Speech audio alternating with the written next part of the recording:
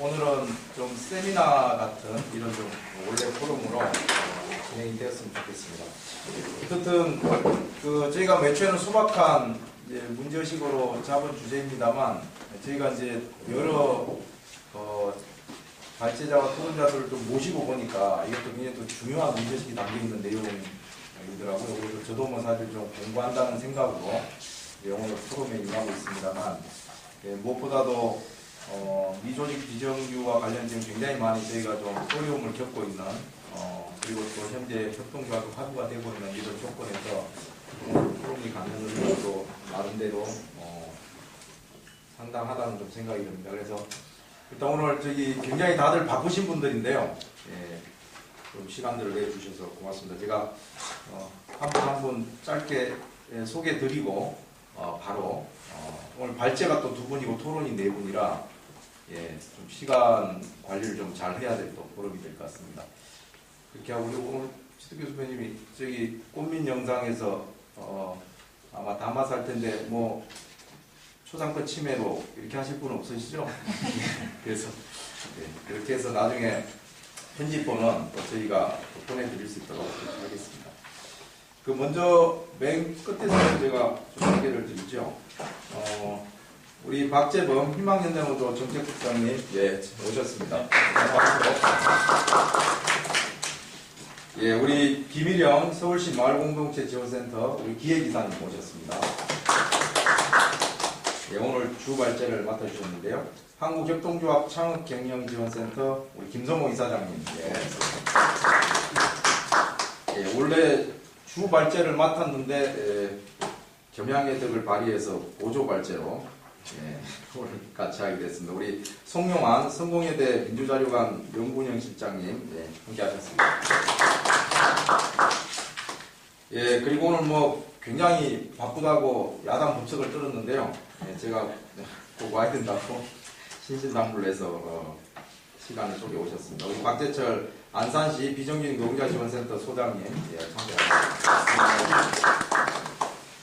그리고 이 노동자협동조합과 또 직결되는 또 지금 연합단체를 준비하고 계십니다. 우리 서종식 한국노동자협동조합연합회 준비위원님 모셨습니다.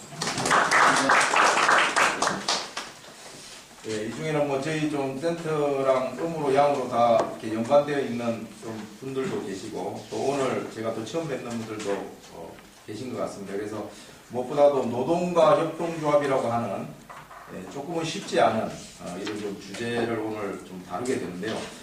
제가 사전에 좀 이렇게 쭉 발제분들 보니까 상당히 다양한 문제의식들이 담겨 있어서 오늘 굉장히 좀 재미있고 풍부한 좀 토론이 될 것 같다는 좀 기대를 하게 됩니다. 그럼 바로 곧장 들어가도록 하겠습니다. 주 발제를 해주시겠습니다. 우리 김성호 이사장님으로부터 먼저 주 발제 청해 듣도록 하겠습니다. 제가 말씀드릴 내용은 노동자협동조합에 대한 좀 기본적인 아주 기초적인 내용들을 하고 그다음에 우리나라 주로 역사와 관련된 것들, 역사, 그다음에 우리나라에서의 전통들 뭐 이런 것들에 대해서 일반적으로 노동자협동조합에 대해서 가해졌던 비판들, 그다음에 이런 비판들에 대한 어떤 보완 대책, 그다음에 우리나라에서 노동자협동조합이 실제로 좀 꽃을 피우기 위해서 제도적으로 보완이 필요한 이런 것들을 중심으로 말씀드리겠습니다. 먼저 첫 번째 개념인데요. 협동조합의 종류를 나누는 방식이 여러 가지가 있어요. 주체에 따라서 협동조합 유형을 좀 나누는 법도 있고 방식도 있고, 그 다음에 기능에 따라서 좀 나누는 방식도 있는데 이게 1995년 정도까지는 좀 뒤섞여 있었습니다. 그런데 이게 1995년도 국제협동조합연맹 총회에서 협동조합의 정체성 관련된 선언이 이제 나오면서 이제 약간 정리가 돼요. 그래서 대체로 이제 주체와 기능을 합쳐서 몇 가지 주요 유형으로 일단 분류를 이제 그때부터 좀 시작합니다. 그래서 그러니까 보통 노동자 협동조합이다라고 하는 것은 주체로 따지면 노동자가 이제 그 조합원 이런 얘기고, 그 다음에 그 기능은 그 노동자들이 근데 모여서 상품이나 서비스를 생산하고 판매하는 것이다 이런 뜻입니다. 그래서 원래 90년대 초반까지는 정확하게는 노동자 생산협동조합이라고 했습니다.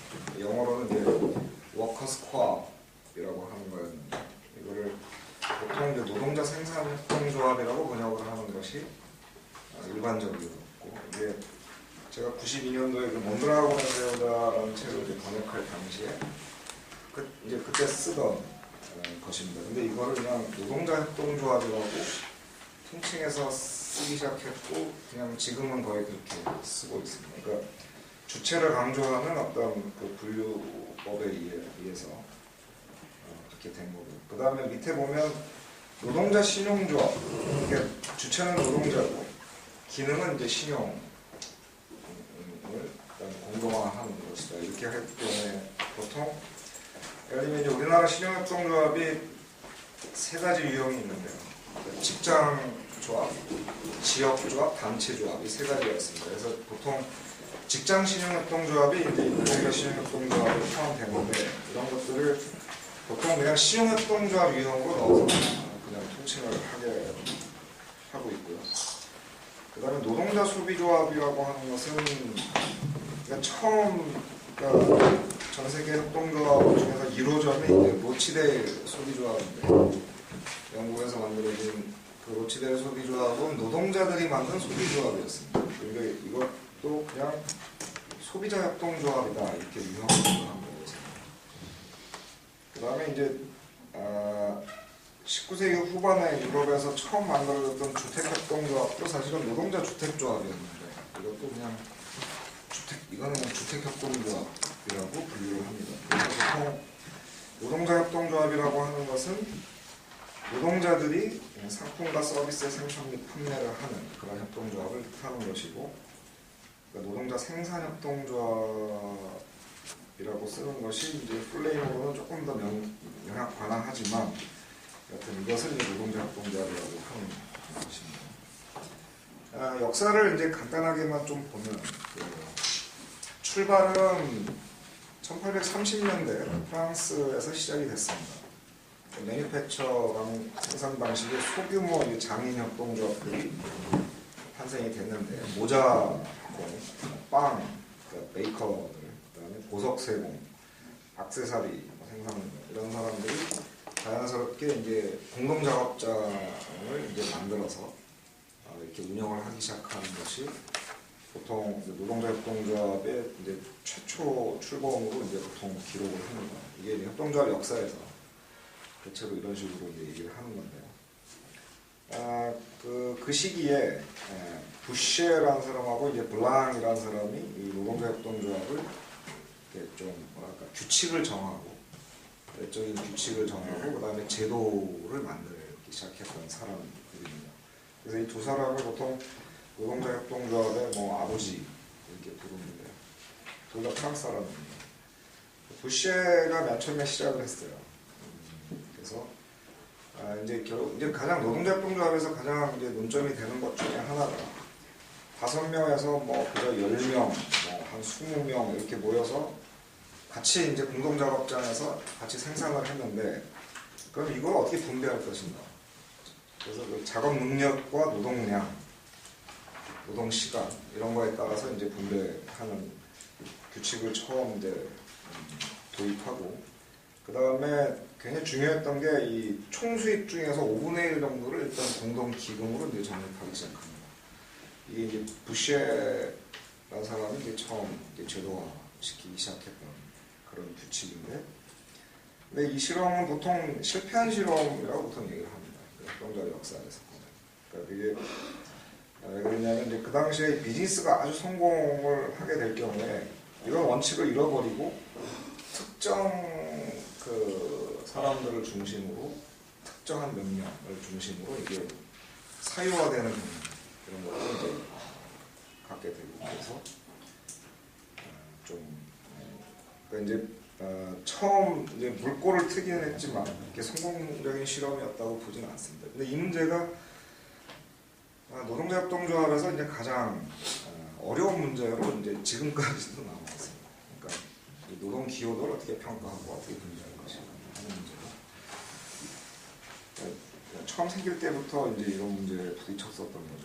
그다음에 블랑이라는 사람은 이제 정치인이었는데 1848년 프랑스 혁명 이후에 노동자 협동조합을 이제 좀 광범위하게 전파하기 위해서 제도화했던 사람이고, 그래서 노동자 협동조합의 경영자나 활동가들을 양성하기 위해서 양성 프로그램을 이제 만들고, 그다음에 이제 국가 정부에서 하는 사업들 중에서 노동자 협동조합에 위임할 수 있는 것들을 이제 좀 위임하는 그런 법률들을 만들거나 이런 것들을 통해서 이제 확산시키는 데 좀 노력을 했던 사람인데, 이게 대체로 이제 노동자 협동조합 운동의 아주 가장 초기적인 형태였습니다.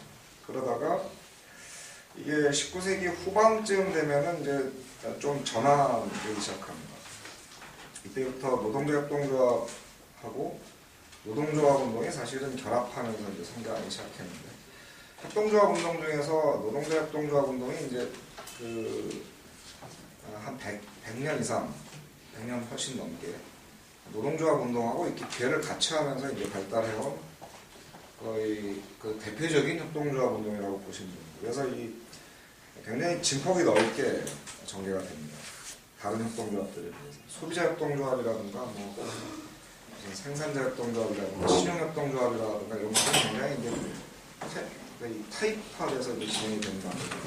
노동자 협동조합은 스펙트럼이 굉장히 넓게 진행이 되는데, 이것은 노동조합 운동하고 이렇게 결합하면서 진행이 됐기 때문에 이 노동자 협동조합이 가장 발달된 지역이 유럽에서도 남유럽입니다.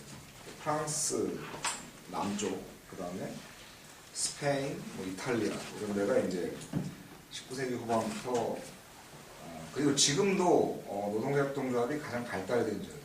그러니까 지금 전 세계 노동자 협동조합이 한 3만 5천 개 정도 있는 걸로 추산을 하는데, 3만 5천 개 중에서 2만 개가 이탈리아에 있습니다. 이탈리아에.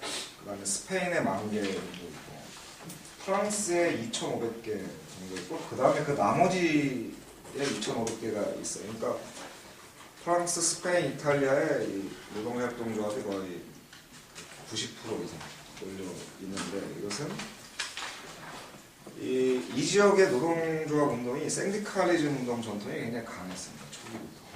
그러니까 생디칼리즘 운동은 이제 아시겠지만 이제 조합주의 운동이었고, 뭐 총파업 이런 거, 그다음에 이제 직장에서의 직장 투쟁, 그러니까 정치 투쟁보다 이런 것들을 중시하는 운동이었는데, 이런 운동 전통이 노동조합 운동 내에서 이제 이 남유럽 쪽에 굉장히 강했는데, 이쪽이 이제 현재 노동자 협동조합 운동의 주 근거지가 되고 있습니다.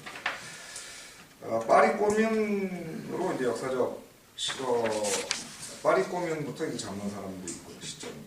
그래서 파리 꼬뮌 당시에 공장 접수라든가 이런 걸 중심으로 이제 전개됐던 그런 전통을 이제 쭉 이었다 이렇게 생각하면 될 것 같고, 그다음에 이탈리아의 노동운동 전통은 생디칼리즘과 함께 이 그람시주의하고 깊은 연관을 갖고 됐는데, 그람시주의가 이제 문화적 헤게모니를 중시하는 어떤 진지전 전략인데, 이 공장가 이제 공장 진지, 그러니까 작업장 진지 이런 것과 관련된 개념이 굉장히 이제 발달된 노동운동으로 이제 흘러갔는데, 이런 것하고 이제 그러니까 전 세계에 있는 노동자 협동조합의 절반 이상이 이제 이탈리아에 몰려 있는 것으로 보면 이런 것과 이제 관계가 있다 이렇게 볼 수 있습니다. 그러다가 이런 노동운동 전통이 이제 전 세계로 쭉 퍼져나가는데요. 미국이나 영국 같은 데에서도 1930년대 경제 대공황 이후에, 그 다음에 1960년대 68 세대 형성 이후에 공동체 운동과 결합하면서 협동조합 운동으로 쭉 퍼져나갑니다. 그리고 이 시기 좀 해서 미국에서 이제 종업원지주제라고 하는 것이 이제 확 발달을 하게 되는데, 이것도 이제 이런 전통과 일부 이제 관계가 있는 것으로 파악을 합니다. 그리고 종업원지주제에 의한 이제 노동자 인수, 기업 인수 이런 것도 이 운동 범주 안에 포함을 시키고, 그다음에 1970년대 노동당이 이제 집권을 했을 때 토니 베안이라고 하는 노동장관이 산업 공동소유 운동이라고 하는 걸 공식적으로 펼쳤어요. 그래서 아이콘 운동이라고 하는데 이걸 통해서 약 한 7, 80개 정도의 노동조합을 만들어내는 업종은 굉장히 다양했고, 보통 이걸 밴 협동조합이라고도 불렀는데 이런 운동을 통해 이제 영국에서 쭉 진행이 됐고요. 그 다음에 사회주의 국가들 중에서는 사회주의 국가들에서는 대개 이제 국영기업들, 그러니까 이제 전인민적 소유와 그 다음에 이제 거기서 공장에서 일하는 노동자 이렇게, 그 다음에 그 경영권은 대개 이제 당이나 정부에서 파견한 이제 지배인들이 이제 갖고 있고, 노동자들은 뭐 별 권리가 없었던 그런 것이 이제 보통 국영기업의 일반적인 모델이었는데, 유고에서 이제 티토를 중심으로 해서 일국 체제 내에서 이제 노동자 자주관리 운동이 이제 전국화됐던 경험 같은 것도 이제 이 노동자 협동조합 운동의 한 스펙트럼으로 미치고 넣어서 파악을 합니다. 물론 이 자주관리 기업은 협동조합은 아니었어요. 왜냐하면 이제 배타적 소유권 같은 게 없었죠. 소유권은 이제 지방권위원회가 갖고 있었는데, 배당권이라든가 경영권 이런 것들을 이제 노동자들이 행사했던, 이런 것들을 좀 거쳐서 1980년대 이후 1980년대 미국이 이제 유럽하고 미국이 굉장히 극심한 구조조정을 이제 겪게 되는데, 이때 다시 노동협동조합이 이제 주목을 받게 됩니다. 그러니까 이때는 아마 궁극적인 노동해방 뭐 이런 걸 지향하면서도 현실적으로는 그 사회 전체의 가장 큰 문제로 생각했던 고용 문제나 실업 문제에 대한 어떤 대응으로 대처 전략 이런 걸로 이제 노동협동조합이 다시 좀 중요한 것으로 떠오르는데, 몬드라곤 협동조합이라는 데가 이제 이때부터 유명해지기 시작합니다. 몬드라곤 협동조합은 1956년도에 시작을 해서 60년대나 70년대도 제법 규모 있게 이제 성장해온 세계에서 가장 큰 노동자 협동조합입니다. 근데 60년대나 70년대는 사람들이 크게 주목하지 않았어요. 근데 80년대 들어서 주목을 하기 시작합니다. 왜냐하면 몬드라곤 협동조합이 지금 이제 일종의 컨글로머릿, 기업 집단화된 협동조합인데, 같은 규모의 일반 기업에 비해서 이제 고용의 숫자가 굉장히 높습니다. 50% 이상도 고용하고, 고용의 질도 아주 좋고. 그래서 그러니까 80년대가 돼서야 이제 사실은 몬드라곤 협동조합에 대해서 사람들이 주목하기 시작했는데, 왜냐하면 그 고용 문제 때문에. 그래서 1980년대 이후의 노동자 협동조합 운동은 사실은 고용 문제라든가 실업 문제에 대한 어떤 하나의 이제 대응 이런 것으로 이제 주목을 받게 되는 거죠. 그래서 그리고 현재 그 몬드라곤 협동조합을 비롯해서 소위 노동자 협동조합이라고 하는 그 유형들이 국제협동조합 연맹 내 ICA라고 하는 국제협동조합 연맹, 그 연맹 내 부문 조직이 구성이 되어 있어요. 시코파라고 합니다. CICOPA라고 하는 조직이 있고, 그 다음에 유럽 노동자 협동조합 연대기구가 세코라는 게 있어요. 여기에서 이제 몬드라곤하고 이탈리아 사람들이 이제 주도를 하는데, 이 시코파에서 이 사람들이 이제 주요 역할을 이제 하게 됩니다. 그 시코파를 한번 검색해서 들어가시면 도움이 됩니다. 영어로도 돼 있거든요. 이게 국제협동조합 연맹 내 공식적인 노동자 협동조합 그 기구이기 때문에 그 공식적인 현황이라든가 뭐 이런 것들을 파악하시려면 검색해 보시기 바랍니다. 그 다음에 이제 몬드라곤이나 이탈리아의 노동자 협동조합이나 이런 것들이 지금 2008년도 그 리먼 브러더스 사태 이후에 경제위기가 쭉 전 세계 경제위기, 금융위기가 닥쳤는데도 이 고용 유지에 굉장히 이제 큰 힘을 발휘하고 있으니까 다른 기업들이 막 이제 해고를 하거나 일자리가 줄어드는 반면에 이것들이 일자리를 유지를 하고 있으면서 최근에 훨씬 더 주목을 받기 시작하고 있다, 이런 거고. 그다음에 미국 같은 경우에는 1990년대 이후에 항공산업, 철강산업이 굉장히 극심한 구조조정을 겪었습니다.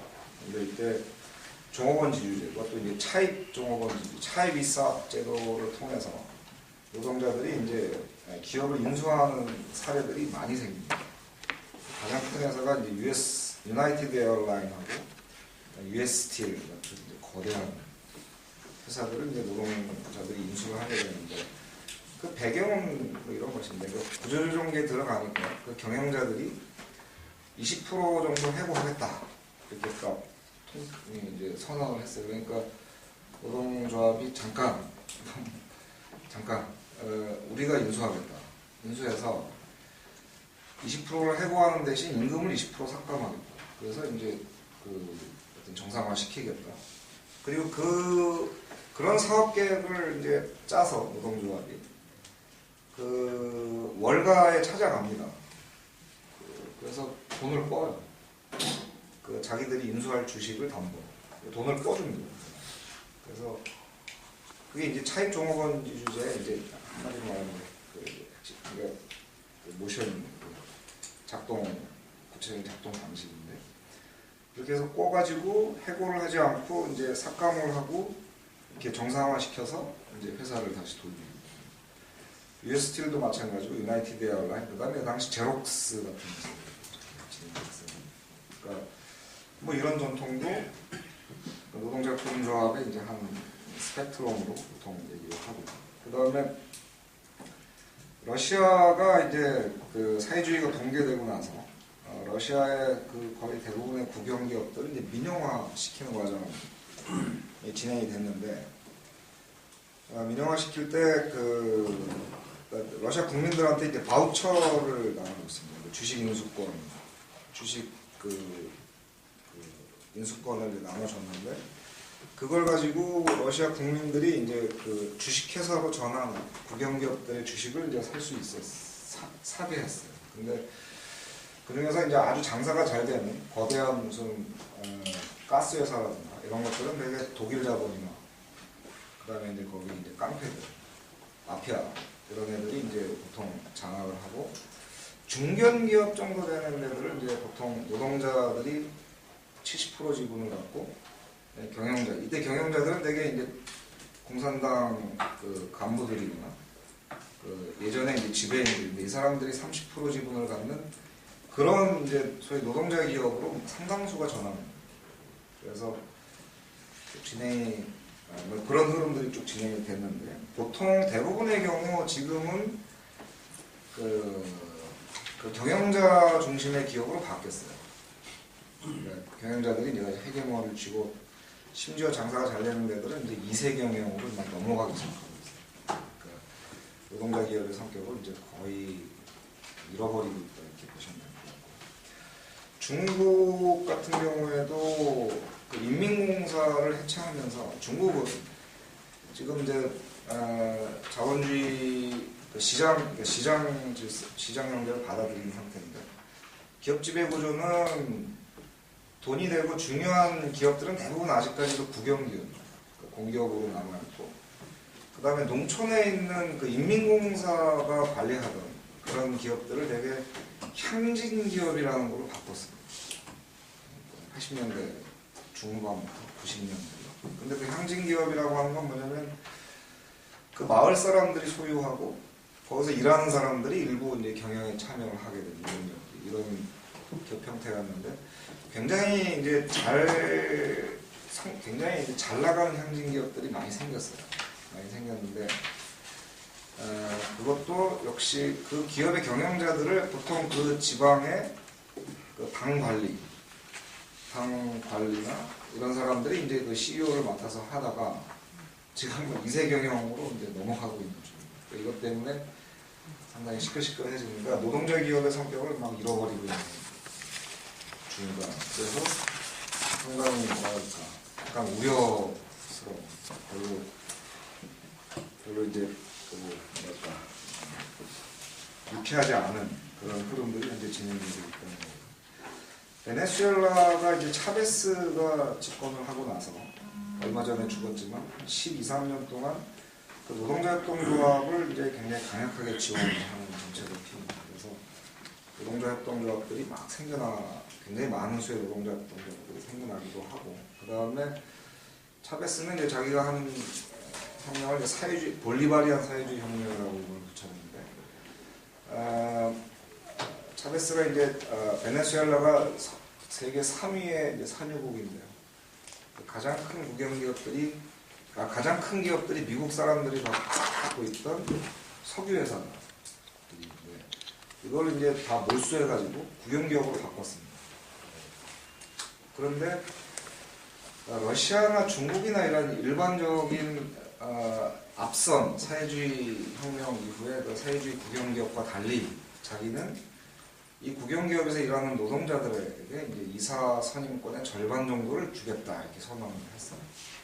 그러니까 그 국영기업에서 일하는 노동자들이 보통 사회주의 국가의 국영기업 노동자들은 아무 권한이 없었던 것에 반해서 이사회 절반 정도 하는 선임권을 주겠다고 했는데 차베스의 동료들이 만들었습니다.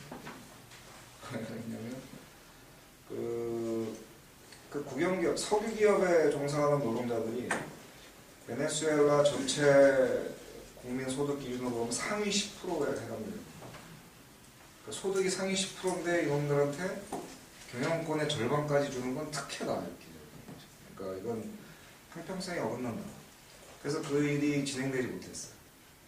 아마 진행이 안 될 것입니다. 그러니까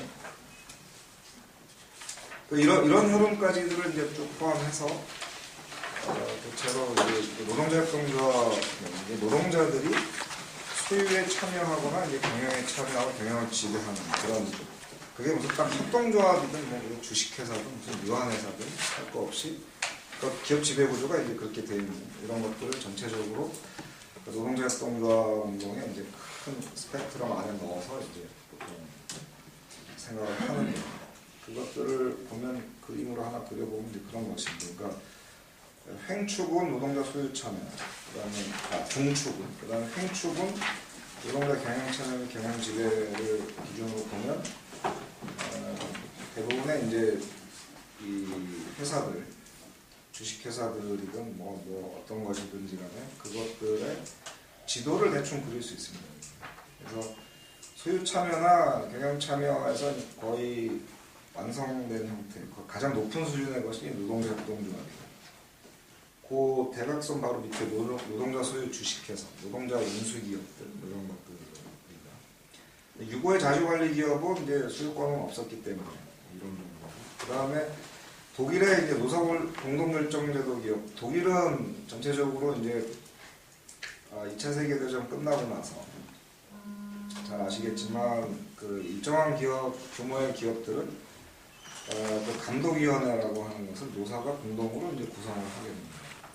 이것은 이제 1940년대 후반, 50년대 초반부터 이제 시작이 된 제도인데, 이 회사들은 어쨌든 소유권은 주주들이 갖고 있어요. 주주들이 이사의 절반, 노동자들이 이사의 절반 이렇게 뽑는 거죠. 근데 그렇게 했던 것은 이제 독일의 대부분의 대기업들이 2차 세계대전 때 히틀러한테 부역했던 사람들, 대주주. 그러니까 이 대주주들한테 전후에 소유권을 뺏을 수는 없었지만 그 사람들한테 경영권까지 다 맡기는 건 곤란하다. 이런 사회적 분위기 같은 게 있었고, 그래서 이제 사실 공동결정제도가 이제 도입되는 겁니다. 그렇고, 그 다음에 그 왼쪽에 보면 종업원지주제 시행회사, 국영기업이나 공기업, 그다음에 대주주 중심의 주식회사 이런. 그래서 여기에서 대체로 오른쪽 위쪽 노동자 소유 주식회사라든가 노동자 협동조합 이런 쪽은 이제 광의의 노동자 협동조합 운동 흐름으로 볼 수 있다 이런 것입니다. 그 다음에 이제 노동자 협동조합의 정체성이라든가 성격 뭐 이런 것들에 대한 협동조합 운동 진영에서의 이제 선언이 있어요. 2005년도에 시코파가 이제 노동자협동조합 선언문에 이제 발표를 하는데, 이거는 시코파 홈페이지에 가면 한글본이 있습니다. 한글로 번역되어 있어요. 영어본, 불어본, 독어본, 한글본이 있는데 그게 굉장히 길게 되어 있는 거예요. 두 번째 발제에 보면 일부씩 이제 발췌가 되어 있는 것 같은데요. 기본적인 성격,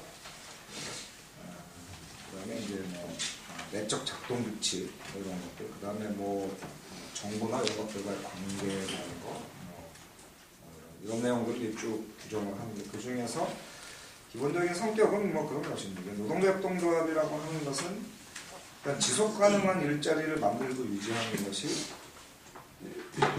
목표입니다. 이제 제 첫 번째 이 기업 목표 자체가 일자리를 만들고 유지하는 것, 그다음 조합원의 삶의 질을 향상시키는 것, 인간 노동을 품위 있게 하는 것, 노동자들의 민주적인 경영을 이제 가능케 하고 지역사회 발전 도모하는 것, 이런 것이 이제 목적이다. 라고 하는 거, 그 밑에 쭉 이거 보시면 돼요. 내적 작동 규칙을 보면 조합원들의 지위, 생산성, 기업의 정력 능력을 우대는 등등 등을 동시에 고려하는 동시에 최고와 최저의 차이를 줄이기 위해 노력하는 급여의 조합원들의 노동을 공평하게 보상해야 된다. 이거 보시면 이게 국제협동조합연맹에서 나온 노동자협동조합에 대한 가장 권위 있는 선언입니다. 이거밖에 없어요. 그래서 그걸 기준으로 이렇게 좀 공부를 해보시면 될 거고요.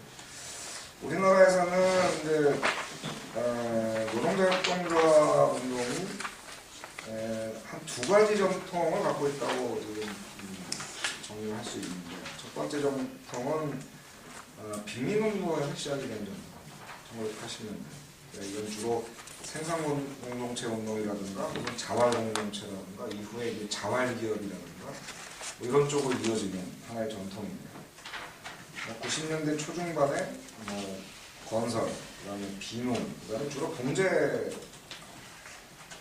공들이 모여서 만든 노동자협동조합 이런 것들이 이제 쭉 있었고, 이런 것들이 이제 연합 사업 조직을 만들었다가 실패를 하기도 하고 이런 전통을 이제 갖게 되고, 그 다음에 이게 1996년도에 이제 자활지원센터가 5군데 시범 운영된 이후에 99년도에 국민기초생활보장법이라는 게 만들어지고, 여기서 이제 자활근로, 자활공동체, 그다음에 이게 대한기업 운동, 현재 이제 자활기업 이쪽으로 쭉 이어지는 하나의 전통이 있습니다.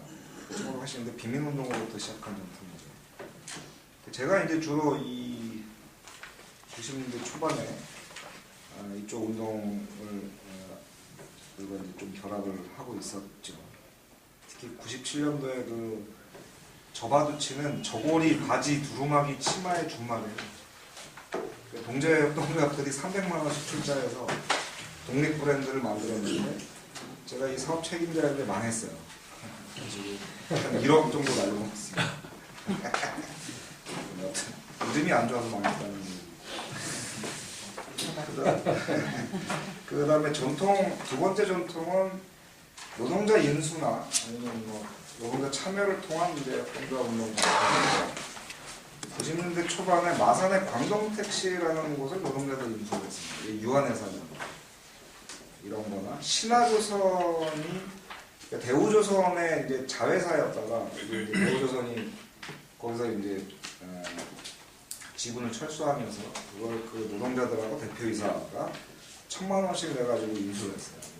그래서 이런 거라든가 광림특장차 노동조합이 이제 일정하게 30% 정도 지분을 참여해요.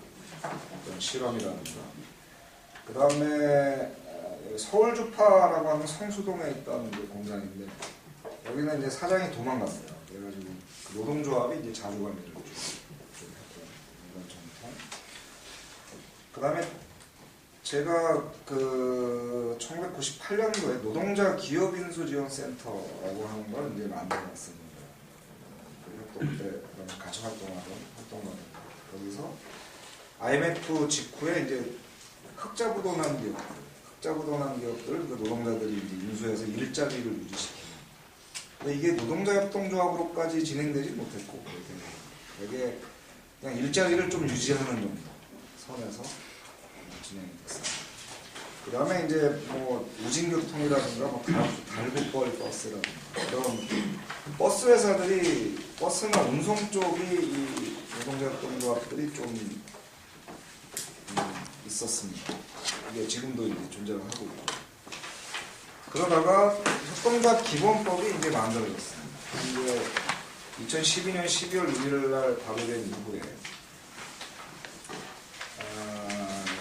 그 협동조합 유형을 4가지 유형으로 분류를 하는데 현재 협동조합 기본법에 의하면 그 중에서 이제 노동자 협동조합이 전체적으로 한 8% 정도 차지, 7에서 8% 사이 전체 수요에서. 그러니까 지금 10월 말 기준으로 하면 거의 3,000개거든요.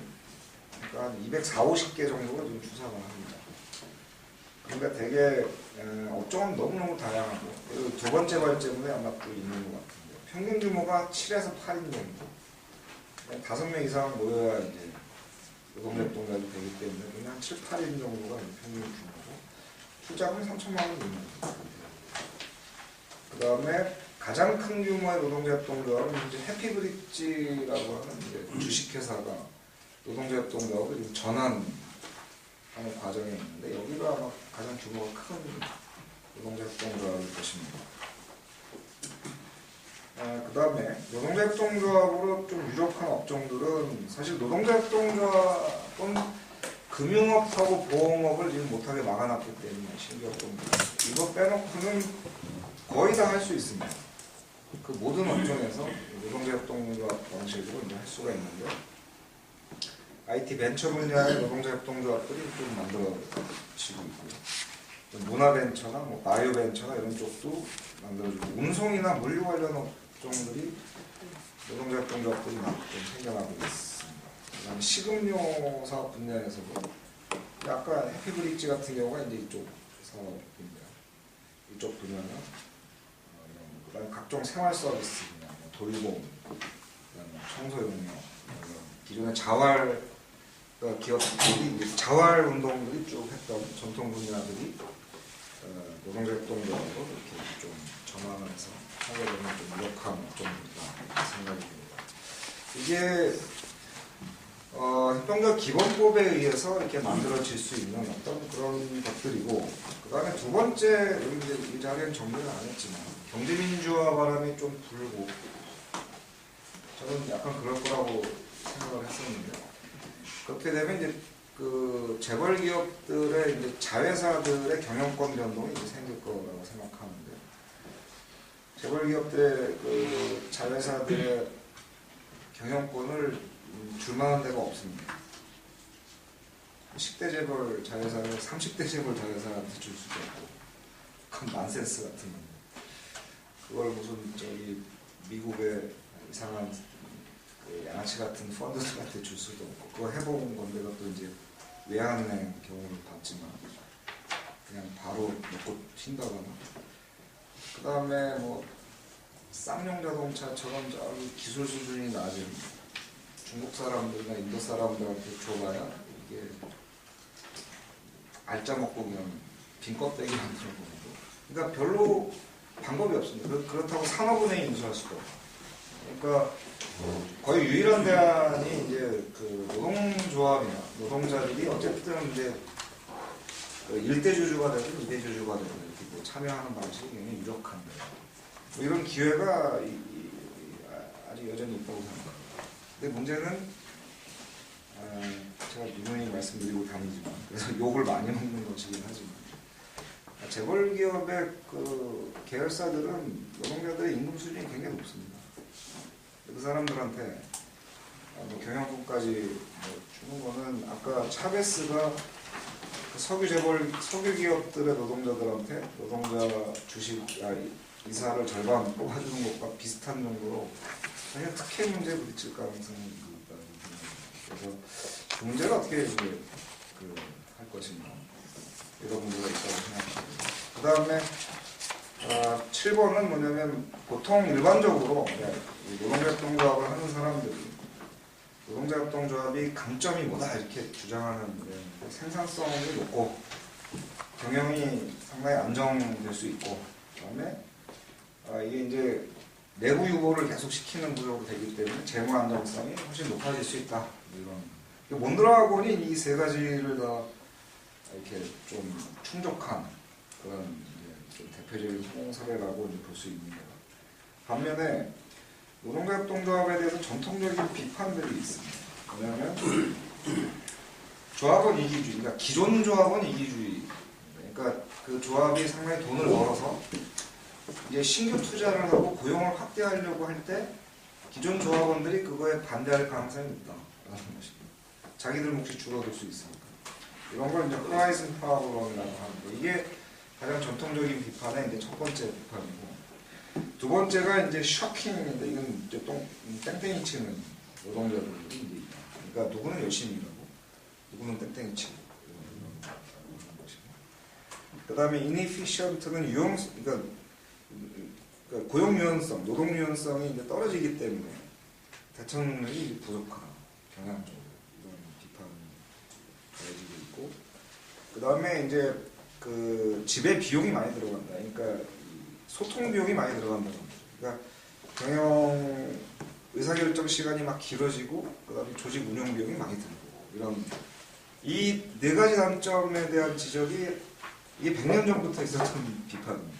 노동조합이라고 하는 거. 그러니까 거기서 직접 노동을 하면서 그 기업을 경영을 한다고 하는 것은 대체로 이런 문제들을 이제 부딪힌다라고 비판을 해왔던 것이고 그 다음에 그거에 대해서 이제 보완 대책으로 역시 이것도 한 100년쯤 전부터 그 협동조합 운동 내부에서 이게 이제 워낙 오래된 주제이기 때문에 그것에 대처했던 방식이 뭐냐면 첫 번째가 그 동업계약서를 명료하게 작성하는 거죠.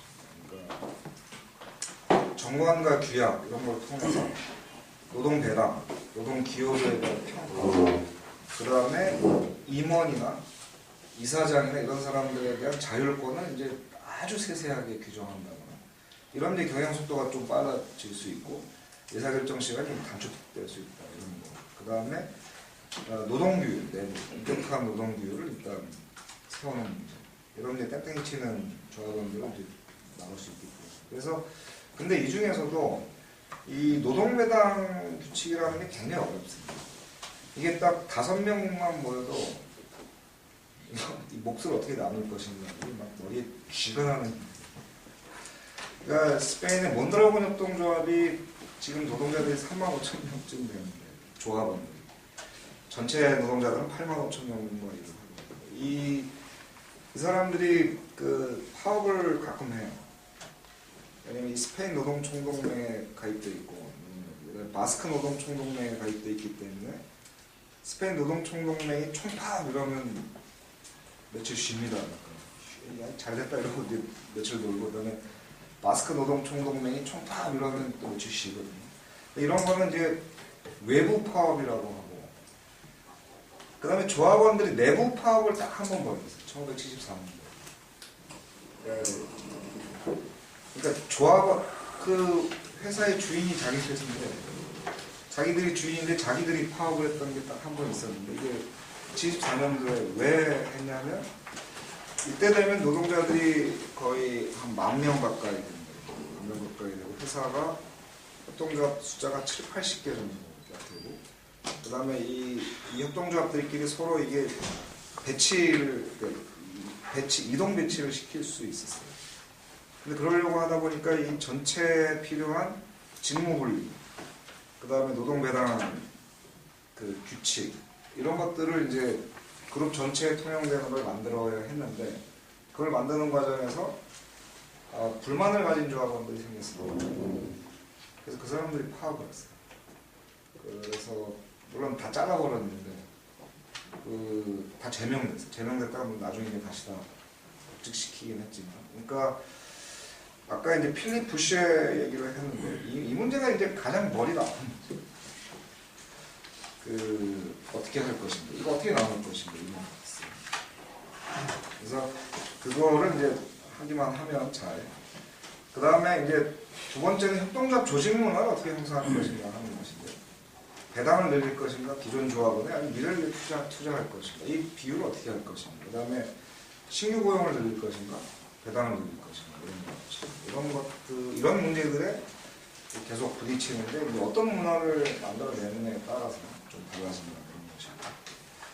그다음에 우리나라에서 노동자협동조합이 이제 만들어지고 그것이 정착되기 위해서는 일단 노동자협동조합들이 만들어질 때 이제 펀딩을 할 수 있는 기능, 예를 들면 이제 어떤 추가 출자를 해준다거나 돈을 빌려준다거나 뭐 이런 게 있으면 굉장히 좋겠지만 이런 거는 이제 빨리 만들어지는 게 아니고 우리나라 없습니다. 그러니까 보통 몬드라곤이나 유럽의 노동자협동조합들은 이런 걸 가지고 있는데 이런 게 없고 이거는 이제 만들어 가야 되는 것인데 사실 더 문제가 되는 것은 이제 고용 안전망을 어떻게 확보할 것인가 하는 것입니다. 그러니까 노동자협동조합은 제가 이제 어떤 예를 많이 들면 커피 전문점 얘기를 좀 드립니다.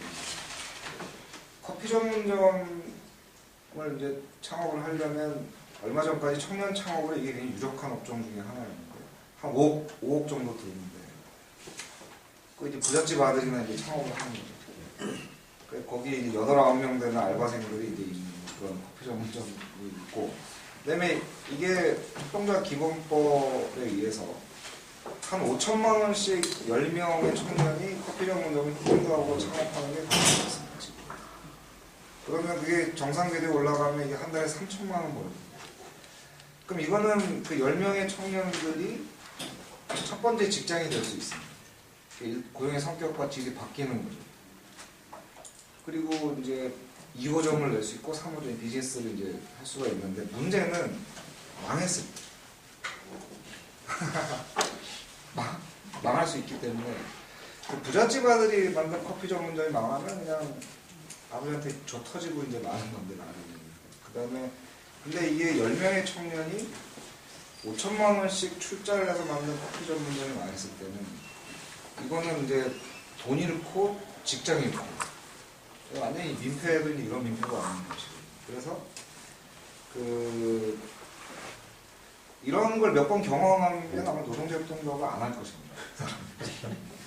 그래서 이 고용 안전망을 어떻게 만들 것인가 이게 이제 가장 핵심적인 것인데 현재 한국의 4대 보험이 의료보험이라든가 산재보험 이런 것들은 뭐 수준급이에요. OECD 평균 수준에 비해서 많이 떨어지지 않지만 고용보험은 이게 보험도 아니거든요.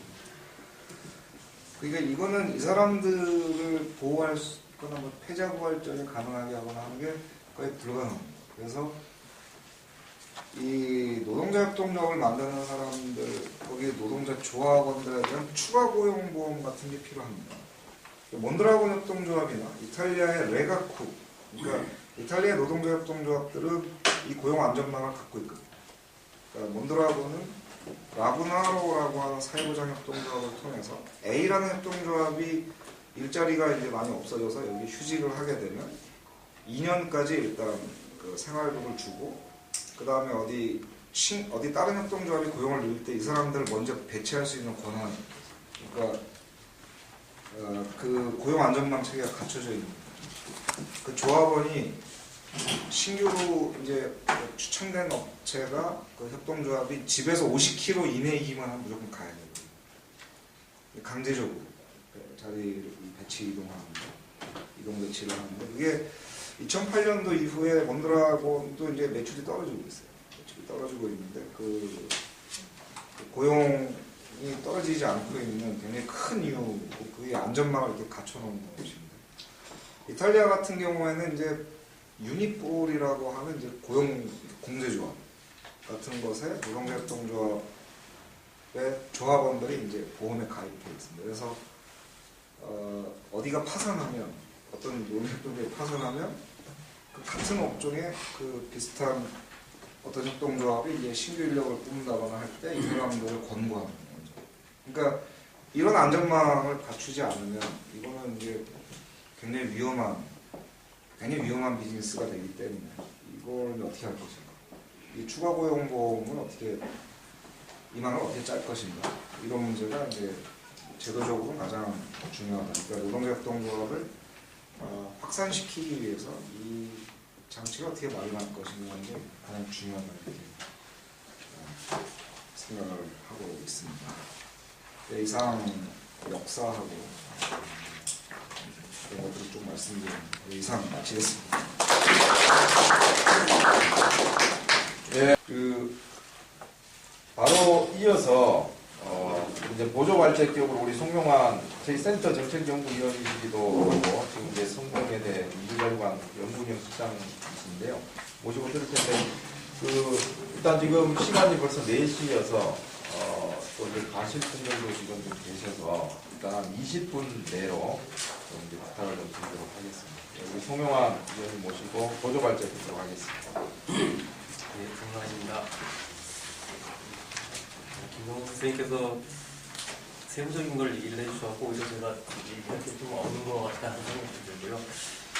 다른 것보다 이거 논의하게 된 게 아까 소장님께서 잠깐 얘기를 하셨지만은 센터에서 노동자 협동조합 아니면 협동조합 운동 아니면 사회적 경제 운동 이것과 관련돼서 비정규 노동 문제 이런 해결 방안 속에서 좀 고민할 필요가 있지 않냐 이런 얘기를 해주셨고 저도 사실 그쪽 부분에 대해서 좀 계속 고민을 해오는 과정들이 있었고 그걸 갖다 좀 간략하게라도 한번 우리 자리를 만들어보자 이렇게 얘기를 하셨는데 그러면서 이제 이런 토론회 자리랄까 정책 토론회 자리가 있었는데 너무 많이 모신 상태에서 저희가 발제를 한 것 같고 그만큼 제가 사실 발제 준비랄까 이게 좀 부족한 게 좀 있습니다. 그리고 특히나 오늘 오신 분들 같은 경우가 사실 현장에서 저보다도 다 경험을 하시면서 지금 만들어 가시는 분들이기 때문에 제가 뭐 이걸 갖다가 딱 이거다라고 얘기는 좀 하기 힘든 것 같고 제가 발제한 내용은 그런 측면에서 어떻게 보면 큰 틀에서의 어떤 문제 제기랄까 이런 게 하나가 있습니다. 그리고 두 번째는 현재 지금 협동조합법이 시행돼가지고 1년이 좀 안 됐는데 현재까지 어떤 식으로 구체적으로 나타나고 있는지 이걸 한번 일단 뚜껑을 따보는 거죠. 뚜껑을 따보고 나서 현재 노동자 협동조합 아니면은 비정규 문제랄까 이런 거를 해결하는 과정에서 어떤 합의점, 그 사람은 향후에 협동조합, 노동자 협동조합을 만들어가는 과정에서 어떤 정책적인 방향이랄까 그런 걸 갖고 갈 수 있는가를 고민해보자라는 좀 틀거리 속에서 작성을 했습니다.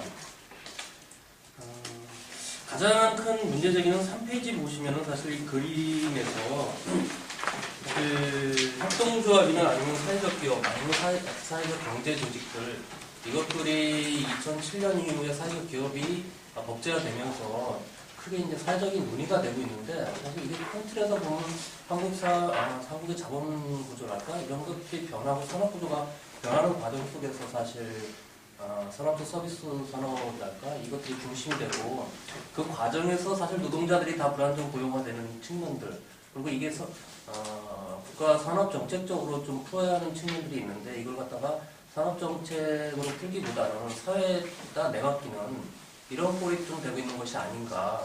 그리고 이걸 지금은 현재 제도화시키는 과정들, 즉 사회적 기업이라든지 아니면 협동조합법이라든지 이런 것들이 제도화시키고 그 제도 속에서 사회적으로 관리하는 그런 기제로 볼 수도 있다. 물론 긍정적으로 평가를 한다 그러면 그런 사회적 경제와 관련된 제도들이 만들어지는 과정에서 사실 시민사회 운동이라든지 이런 것들도 분명히 작동을 했습니다. 작동을 하고 그거에 부합하는 어떤 국가적인 어떤 작용 기제 그런 것들이 있었는데 그 과정에서 사실 노동이 어느 정도 개입을 했나 사실 노동이 주체가 됐다기보다는 한편으로는 정책적인 필요에 의해서 그리고 한편으로는 어떤 불안정한 노동시장의 관리라는 측면 이것들이 맞물리면서 지금 제도화되고 있고 그것과 함께 지금 사회적 경제가 국가에 의해서 견인되고 있는 이런 측면들이 좀 있지 않나 그리고 그런 측면에서 본다 그러면 사실 향후 사회적 경제 조직들, 사회적 기업이라든지 협동조합이라든지 아니면 또 마을 기업이라든지 이런 다양한 경제 조직들이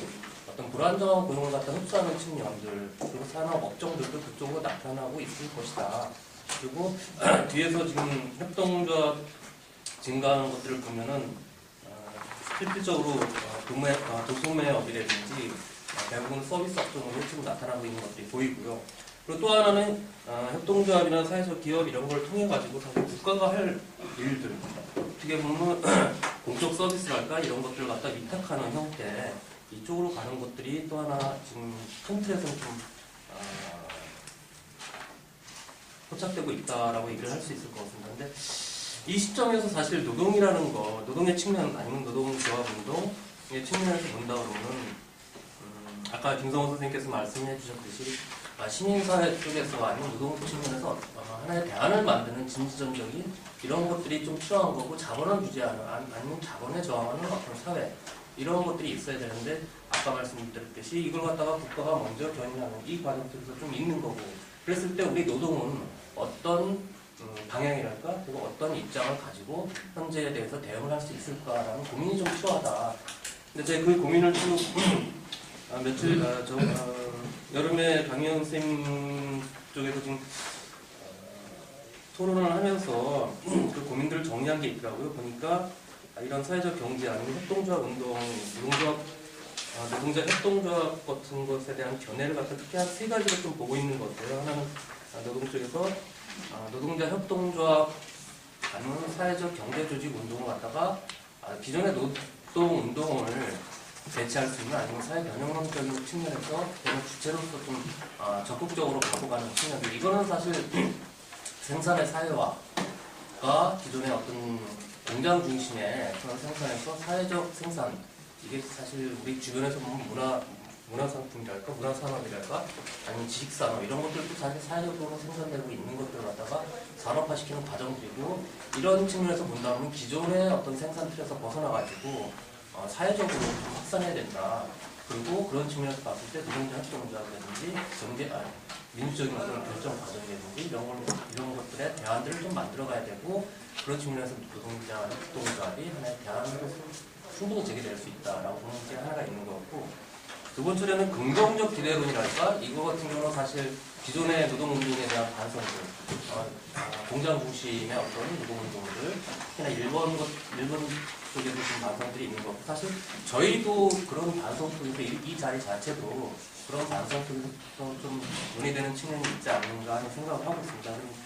그래서 노동운동을 대체하는 운동이 될 수는 없지만 어떤 보완적인 운동은 좀 될 수 있다라고 생각하는 측면들이 있고 고용노동운동 같은 경우는 어떻게 보면 노동의 질을 갖다 그리고 기존 노동의 어떤 소외랄까 이런 것을 극복하는 그런 과정들이 있을 수 있다라는 견해고 후기 산업사회론, 사회적 경제론도 큰 틀에서 좀 유사한 논의인 것 같습니다. 근데 소극적 부정론 같은 경우가 사실 저희 노동운동 아니면 기존의 어떤 전통적인 마크시스트적인 생각이랄까 이런 것 속에서 좀 나오는 것 같은데 이거는 그겁니다.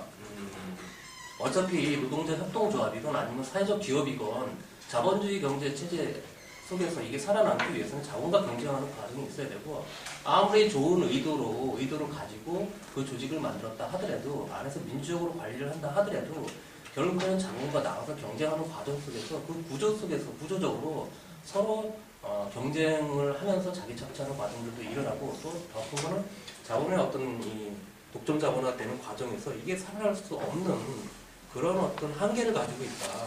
당분간은 이게 좀 커질 수도 있지만 결국에는 이게 언제 무너지느냐가 좀 시간 문제지 이게 종국적으로는 좀 한계가 있는 그런 논의가 아니냐 하는 논의인데 모르겠습니다. 저는 제 개인적으로는 사실 큰 틀, 이론적인 틀에서 본다 그러면 어떤 협동조합 세태제랄까 이런 것들을 부정할 수는 없다.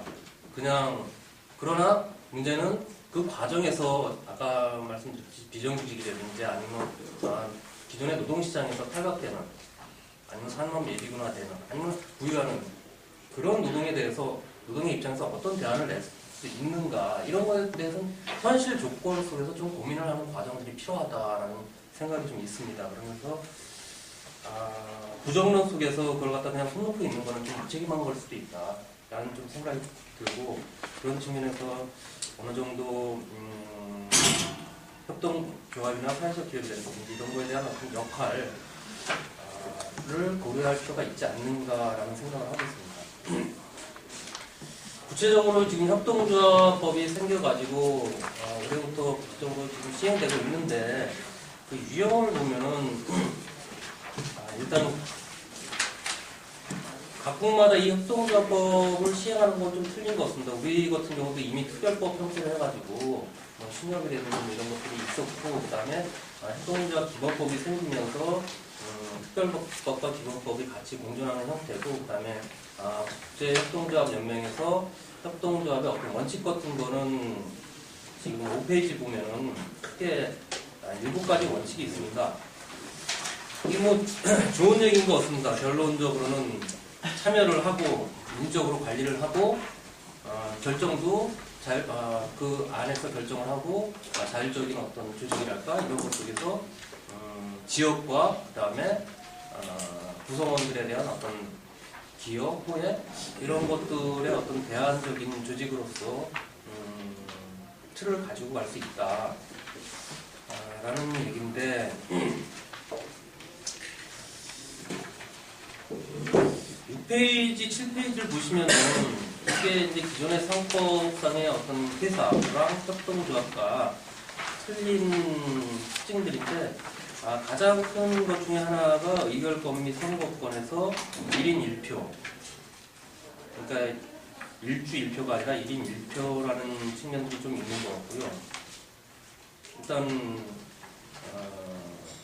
그다음에 운영 원칙이라든지 이런 건 물론 미국적인 것도 있고 또 하나는 배당에 있어서 이걸 갖다가 이용 실적에 대한 배당을 그 안에서 이익 배당 형태가 아니라 일정 정도 남길 건 남기고 그다음에 이용 실적에 대한 배당 형태로 나눈다는 거고 또 하나는 이 노동자 협동조합뿐만 아니라 사회적 협동조합 같은 경우는 주변 지역이라든지 아니면 취약계층이라든지 이쪽에다가 일정 부분을 갖다가 배당의 일정 부분을 갖다가 기여를 해야 된다는 그런 어떤 제안들 아니면 사회적인 공공성의 어떤 의무를 지우게 하는 그런 어떤 특징들이 좀 있다라고 얘기를 할 수가 있겠습니다. 협동조합 유형을 본다고 하면 이건 크게 한 3가지로 나눠지는데 하나는 사업자 협동조합 아니면 사용자 협동조합이 있고 또 한 유형은 소비자 협동조합이 있고 또 한 유형이 이제 노동자 협동조합 아니면 직원 협동조합이 있는데 사업자 협동조합은 쉽게 생각하면 구매나 판매 아니면 영세 기업이랄까 이런 기업들이 일종의 홍보라든지 판매 같은 걸 이제 같이 하기 위해서 구성한 아니면 설립한 협동조합 형태고 소비자 협동조합은 저희 주변에 좀 많죠. 뭐 아이쿠비라든지 이런 어떤 소비를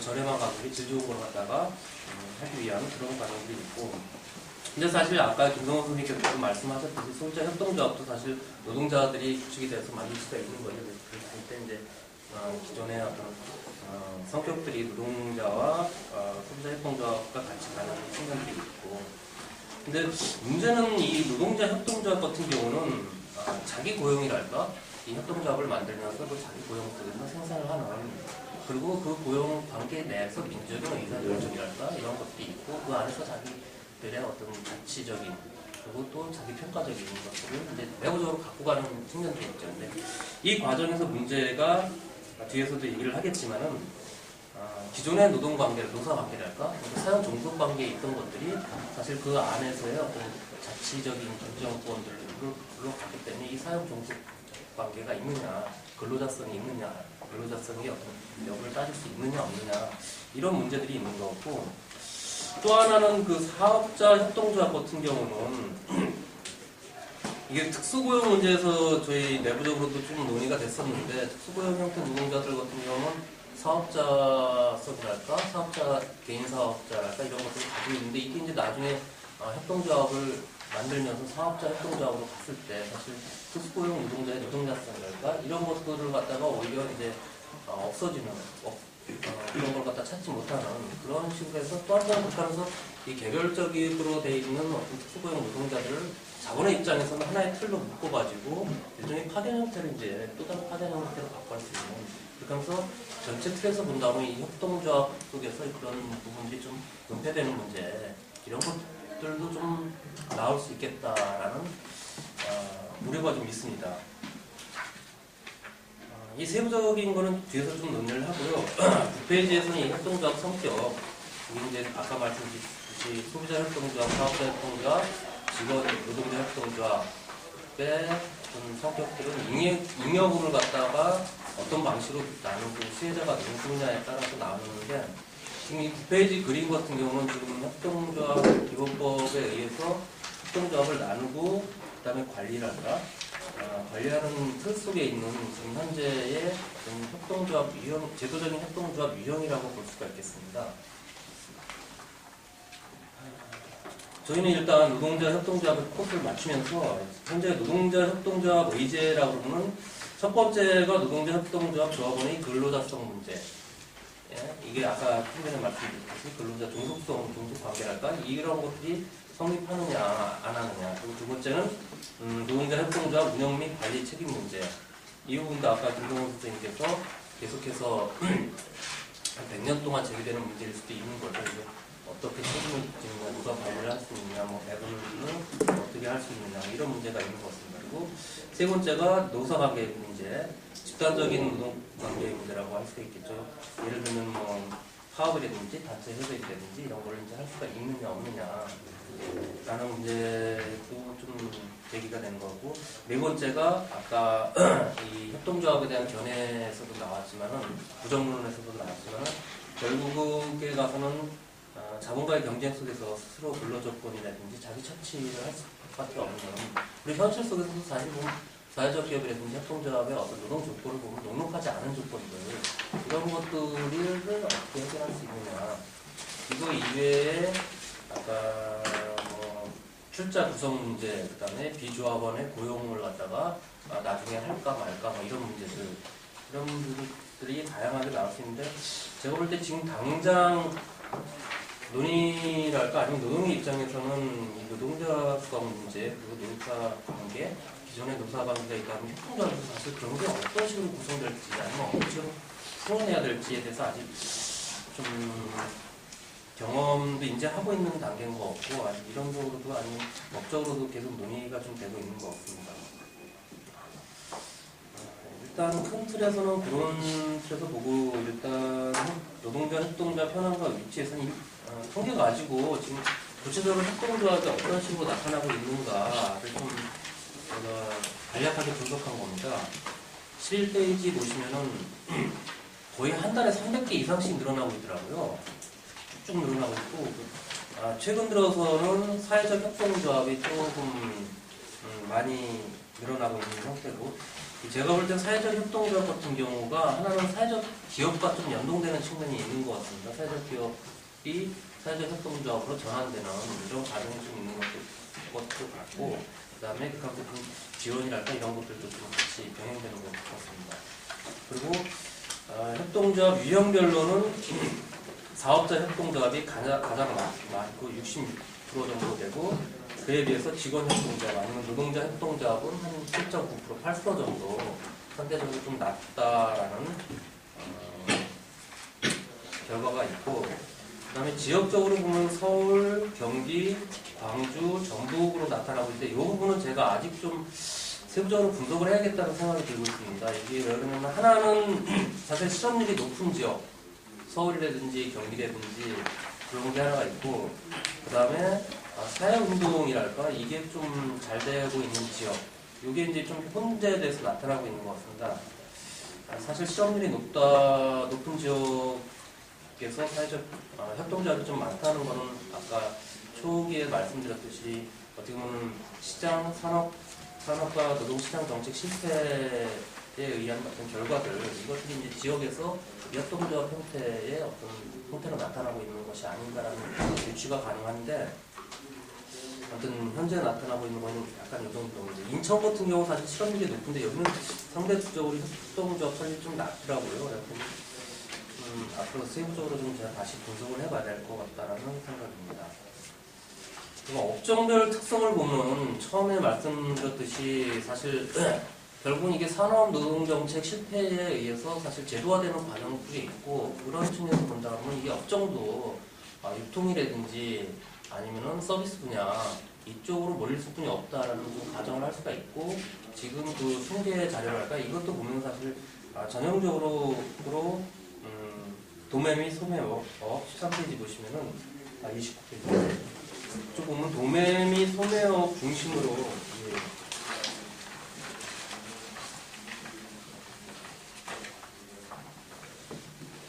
나타나고 있고, 교육 서비스업이 그 다음 순위더라고요.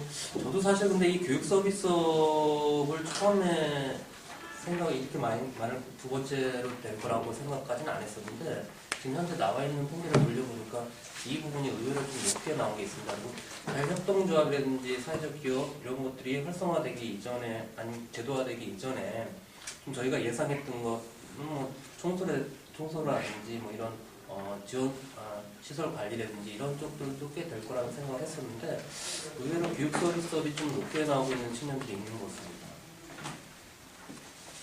근데 이 협동조합 주체별 업종 현황, 다시 말하면 사업자 협동조합이라든지 소비자 협동조합이라든지 아니면 직원, 노동자 협동조합 주체별로 보면은 소비자 협동조합은 소비를 목적으로 하는 거기 때문에 뭐 도매 및 소매업이 가장 높은 거는 안 봐도 좀 확인이 될 수 있는 것 같고 그 다음에 사업자 협동조합도 도매 및 소매업이 가장 높은 비율을 차지하고 있습니다. 지금 표에서 보듯이.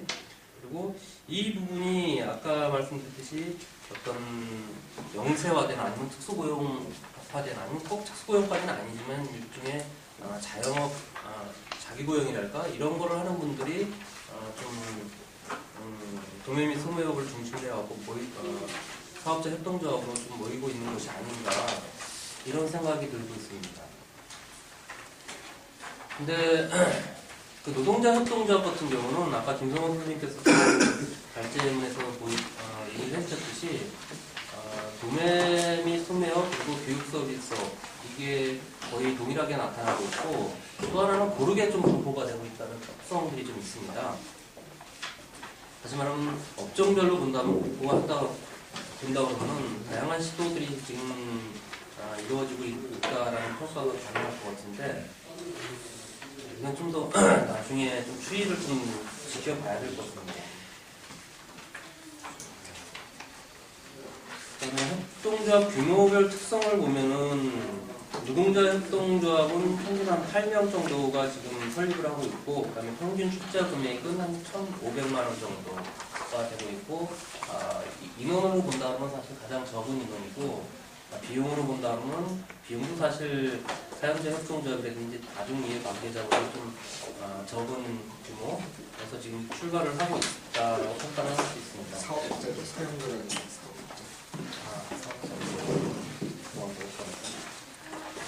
결국은 큰 틀에서 지금 노동자 협동조합이랄까 아니면 협동조합 자체 사업자부터 해가지고 전체를 본다 그러면 설립 동의자 수, 그다음에 직원 수, 그리고 출자 금액을 본다 그러면 사실 중소영세 기업이랄까 이 수준에서 지금 출발을 하고 있다라는 생각이 들고 있고 이게 어떤 식으로 좀 규모화되는 과정들 이것들이 없으면은 아까 말씀드렸듯이 개별화된 노동을 갖다가 흡수하는 일종의 사회적 버퍼 역할을 할까 옛날에는 자영업에서 이런 것들을 갖다 좀 했지만 향후에는 이 협동조합이라든지 사회적 경제 조직들이 할 수뿐이 없는 불감성들이 좀 계속해서 유지될 수도 있다라는 생각이 들고 그런 측면에서 보면 아까 협동조합 폐쇄제 이런 것들이 현실화될 수도 있다라는 생각은 좀 들고 있습니다.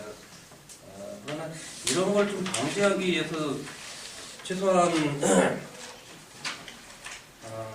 협동조합 간의 연대라든지 아니면 지금 아까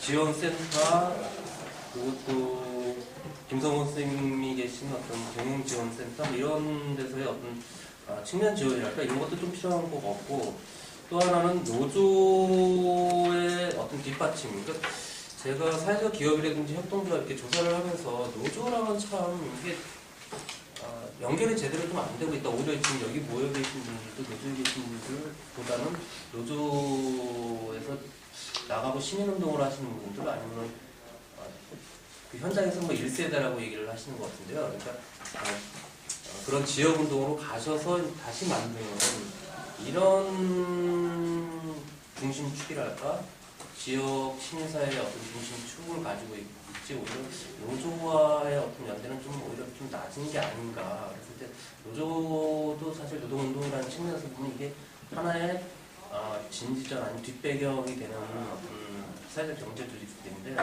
이거에 대해서 좀 적극적으로 좀 같이 가는 모습이랄까 이런 것들을 좀 보여야 된다라는 생각이 들고 사실 센터에서도 나중에 조직화라든지 이런 측면에 있어서 노동자 협동조합이랄까 이런 걸 좀 고려하는 측면들, 어떻게 사업자 협동조합 형태가 아니라 노동자 협동조합으로 좀 전환하면서 이게 나중에 노조랑 연결되는 이런 어떤 고리 지점들을 만드는 것이 좀 필요하지 않는가라는 고민 속에서 좀 살펴보고 있는 실정입니다. 간략하게 이 정도에서 좀 마쳤습니다.